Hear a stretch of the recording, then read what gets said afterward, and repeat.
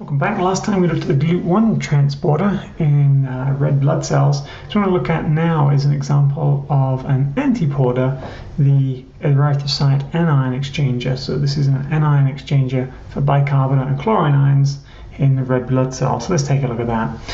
The anion exchange protein, like I mentioned, is an antiport anion carrier for chlorine and bicarbonate HCO3-. So this is also found in the plasma membrane of red blood cells, just like the GLUT1 transporter that we looked at last time.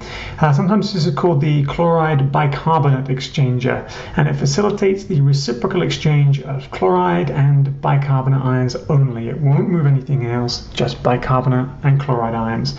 If one or other anion is absent, then the transporter will stop.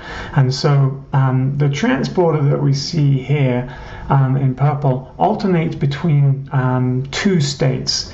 Just like the GLUT1 transporter had the two states, T1 and T2, we see two states with the anion exchange protein as well. So in the first state, the anion exchange protein binds a chloride ion, and it then changes shape and moves the chloride ion in to the red blood cell, and it binds a bicarbonate ion in the second state and moves the bicarbonate ion outside. And this is entirely reversible. The chloride ion could be going in both directions. Here we've got chloride coming in and bicarbonate going out, and that's because we're looking at a situation where the red blood cell is in the tissues and carbon dioxide levels are high, and they will diffuse into the red blood cells. So in tissues, what's going to happen is the carbon dioxide diffuses into the red blood cells, and that causes the carbonic anhydrase enzyme to convert the carbon dioxide to bicarbonate, and then the bicarbonate would be shuttled out into the blood plasma, and the chloride ion would be brought in.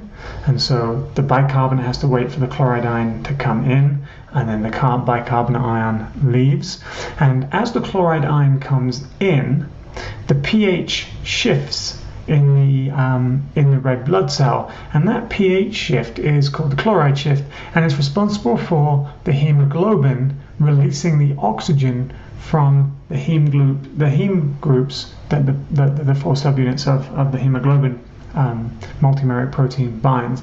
So the oxygen is then released into the tissues. So this is all happening in tissues, and obviously the process is then reversed in the lungs, so that we dump carbon dioxide into the lungs to be exhaled, and we bring oxygen into the red blood cells and bind it to hemoglobin, and that would obviously be concomitant with the removal of chloride ions. So that's a real quick introduction to this anion exchange protein that you see in the red blood cell membranes.